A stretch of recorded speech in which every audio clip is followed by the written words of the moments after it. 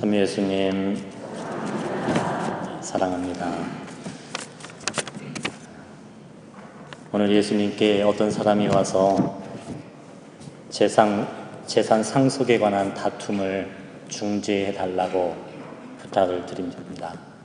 하지만 주님께서 그에게 모든 탐욕을 조심하여라 라는 말씀을 우리 모두에게도 함께 내어주십니다. 예수님의 말씀은 세상 재물이 필요 없다는 의미는 결코 아닌 것입니다. 왜냐하면 예수님께서도 하느님이 바로 이 세상에 오셔서 이 세상을 살아가신 분이기 때문에 그렇습니다. 예수님도 세상의 음식을 드셨고 세상의 옷을 입으셨고 이 세상에 있는 집을 쓰셨습니다. 나귀도 타셨고 돈도 쓰셨습니다. 예수님은 이 세상에 살아갈 때 이 재물과 재산이 필요 없다는 의미가 아닌 그분의 말씀은 우리가 그 모든 것의 주인이 되어야지 내가 재물의 노예가 되어서는 안 된다는 것을 우리에게 말씀해 주시는 겁니다. 주님은 그것들을 하느님의 뜻과 하느님의 계획과 하느님 안에서 자유롭게 사용하셨던 것입니다. 하지만 우리 안에 있는 탐욕이라는 것은 우리 스스로 나의 욕심과 집착이 나를 지배하고 다스리는, 내가 거기에 노예가 되는 그런 죽음의 삶이 보여지기 때문에 그러한 것입니다. 그래서 골로새서 3장 5절 탐욕은 우상숭배입니다 라고 이야기를 하는 겁니다. 우상숭배는 뭐겠습니까? 하느님 자리에 다른 것을 올려놓는 것이 우상숭배입니다. 하느님이 계셔야 될 그곳에 하느님의 것을 다른 것이 주인 행세를 하는 것, 이 모든 것이 우상숭배입니다. 그럼 왜 탐욕이 우상숭배가 되느냐? 탐욕은 하느님의 자리에 나 자신을 올려놓는 행위이기 때문에 그렇습니다. 자신의 생각, 자기의 계획, 어떤 내 뜻을 하느님 자리에 내가 주인이 되려는 그 욕심과 어리석은 욕망이 이 탐욕으로 빚어지기 때문인 것입니다. 여러분, 창세기 3장에 나오는 아담과 하와와 관련된 원죄 이야기, 이 선악과를 둘러싼 그 원죄 이야기를 우리는 알고 있습니다. 여기의 핵심은 바로 이 탐욕이라는 것이 그 죄가 무엇인가를 또 우리에게 가르쳐 줍니다. 바로 악은 하와에게 선악과를 따먹기만 하면 눈이 밝아져 하느님처럼 되리라는 이 악의 유혹에 하느님이 나에게 주신 그것을 내가 주인이 되려 그것을 내가 집착하고 소유함으로써 거기서 빚어지는 인간의 고통, 인간의 절망에 대한 그 이야기인 것입니다. 거기서 하느님께서는 우리에게 모든 것을 선물로 내어주셨는데 그걸 우리가 감사한 마음으로 받지 못한 채 내 스스로 그것을 내가 주인이 되려고 하는 그 모습에서 이 탐욕은 우리를 어떤 죄와 죽음으로 이끌어가는 것 같습니다. 아마 그 모습들이 어떤 재물에 대한 욕심만을 의미하는 것이 아닐 겁니다. 주님은 모든 탐욕을 조심하여라라고 말씀합니다. 그건 내가 소중하게 여기는 사람들에 대해서도 우리는 자신의 탐욕에 빠질 수도 있는 것 같습니다. 여러분이 가장 소중하게 여기는 많은 것들이 있을 겁니다. 그 중에 하나가 여러분 가정이고 여러분의 자녀가 아닌가 생각을 해봅니다. 여러분 맨 처음에 여러분이 부모가 되었던 순간을 지금도 기억하실 겁니다.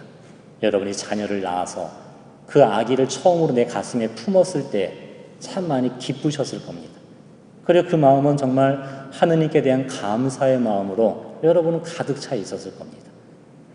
그리고 여러분이 처음에 부부를 이루었을 때, 가정을 이루었을 때 우리가 비록 가진 것이 없고 넉넉하지 못했던 그때였지만 남편과 아내가 서로를 바라보며 기뻐하고 감사했었던 그런 시절이 있었을 것입니다. 그런데 시간이 지나 흐르고 흘러 우리가 많은 것을 가지게 되었고 많은 것을 누리게 되었음에도 우리는 가장 소중한 이 기쁨과 행복을 잃었을 때도 우리는 발견하게 되는 겁니다. 그때 우리는 무엇이 잘못되었을까요? 어디에서부터 문제가 시작이 되었을까요? 아마 그 처음에 그 마음을 다시 한번 생각해 보십시오. 여러분이 처음으로 내 진통 끝에 자녀를 낳아 내 품에 안았을 때 그 기쁨, 그 기쁨에는 어떤 순수함이 담겨져 있을 겁니다. 나에게 이 선물을 주신 하느님께 대한 감사였을 겁니다. 그런데 한 해, 두 해 살다 보니까 거기에 그 순수함 속에 이제 내가 들어가기 시작을 합니다.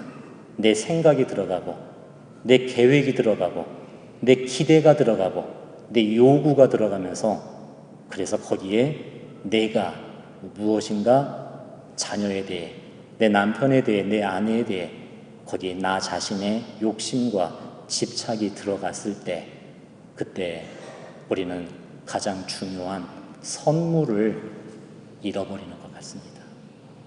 탐욕은 무엇보다도 하느님을 잊게 만드는 겁니다.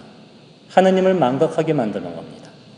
우리 안에 그 탐욕이라는 것은 이 모든 것이 하느님이 내게 주신 선물이라는 사실을 우리가 망각하게 됩니다. 그리고 탐욕은 내 스스로 그것들의 주인이라고 주장하기 시작할 때 거기서 비롯되는 것 같습니다. 나에게 주어진 이 모든 것들. 그래서 오늘 주님께서 이 비유 말씀 가운데 이 부유한 사람이 땅에서 많은 소출을 거두었을 때 그가 이렇게 이야기합니다.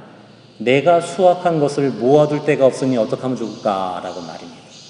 물론 씨를 뿌렸던 것은 나이고 곡식을 거두는 것도 나이지만 하지만 이 부유한 이 사람이 잊고 있는 중요한 사실이 있습니다.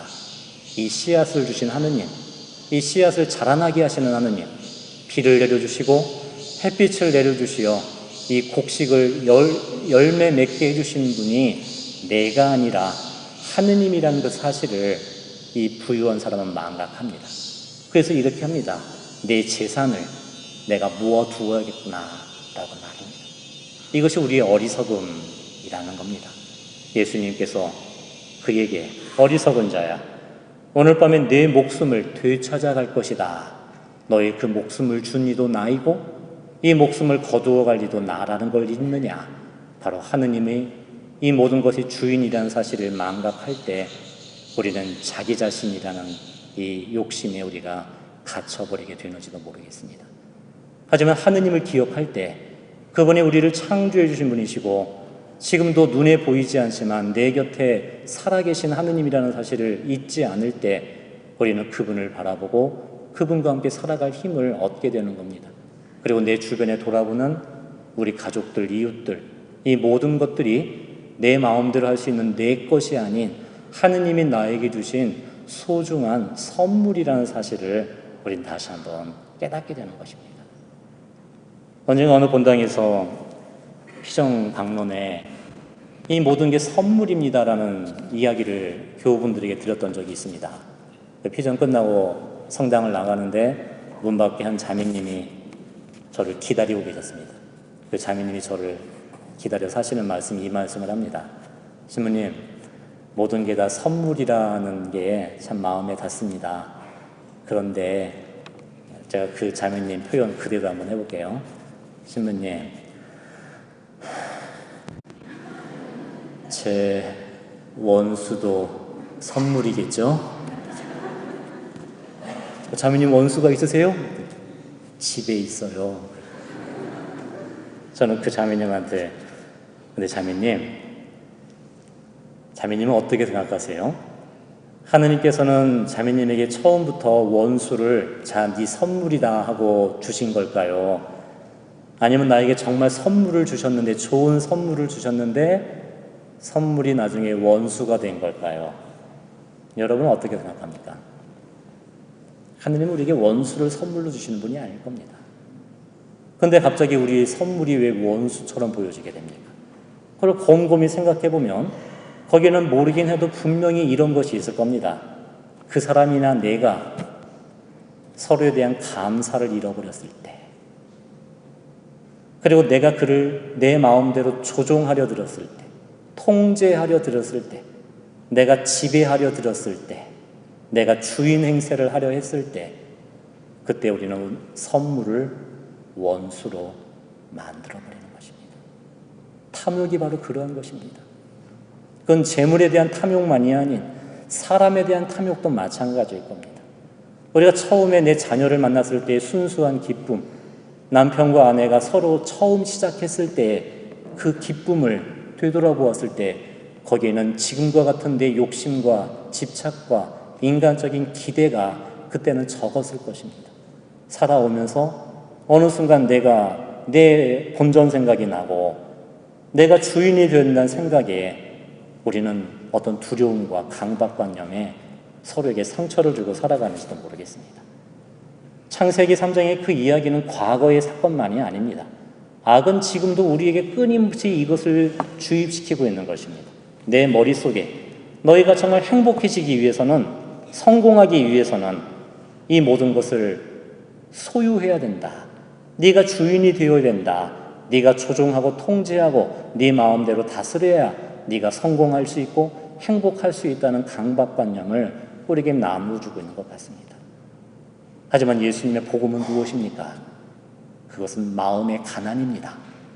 마음의 가난이란 우리가 궁핍한 가난한 돈이 없는 삶을 살아가라는 의미가 아닌 이 모든 것의 주인이 하느님이심을, 하느님이 나에게 베풀어 주신 선물이라는 그 사실을 우리가 다시 한번 깨닫고 인정하는 것, 그때 우리는 그것들을 집착의 소유로 하는 것이 아닌 나에게 이것을 베풀어 주신 하느님께 감사드리며 사용할 수가 있게 되는 것입니다.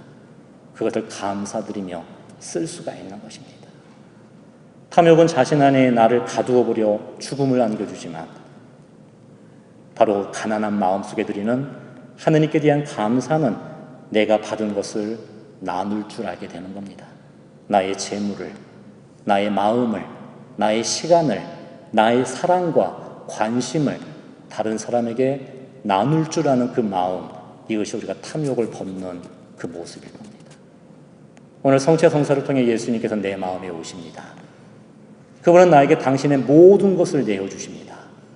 그리고 그분께서 우리에게 새로운 눈을 주고자 하십니다. 지금까지 내 기준으로, 내 욕심으로 우리 가족들, 이 세상을 바라보았을 때 우리는 슬퍼할 수밖에 없고 분노할 수밖에 없었을 겁니다. 내 기대가 채워지지 않고 내가 원했던 것이 내 모습대로 그가 따라주지 않았기 때문에 말입니다. 하지만 예수님은 우리에게 이 사실을 가르쳐 주십니다.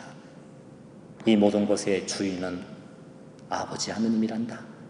하느님께서 너에게 베풀어 주신 선물이란다. 그때 그 하느님을 신뢰할 때 우리는 다시 한번 감사드릴 수 있게 될 것입니다.